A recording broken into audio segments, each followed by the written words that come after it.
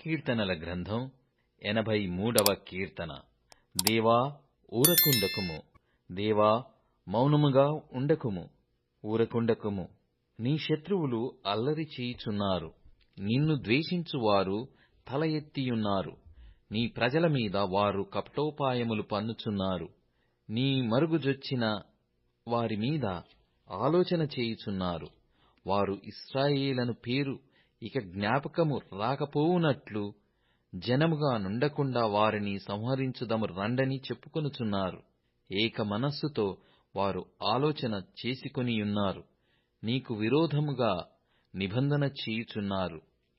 గుడారపు వాసులైన ఎదోమీయులను, ఇష్మాయేలీయులను, మోయాబీయులను, హగ్రీయులను, గెబులు వారును, అమ్మోనీయులను, అమాలేకీయులను, ఫిలిష్తీయులను, తూరు నివాసులను నీకు విరోధముగా నిబంధన చేసుకొనియున్నారు.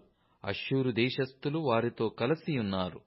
లోతు వంశస్థులకు వారు సహాయము చేయుచున్నారు.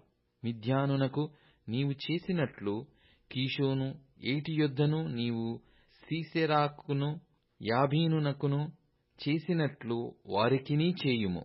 వారు ఎందోరులో నశించిరి, భూమికి పెంటాయిరి.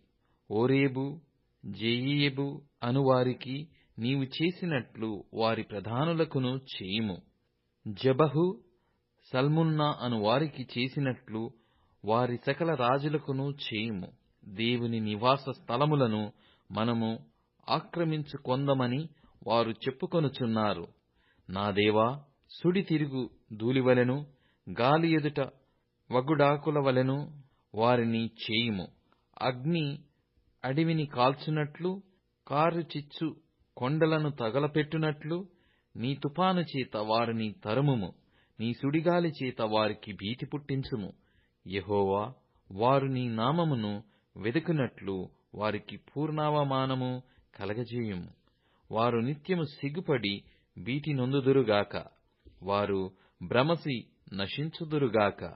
యెహోవా అను నామము ధరించిన నీవు మాత్రమే సర్వలోకములో మహోన్నతుడవని వారెరుగుదురుగాక.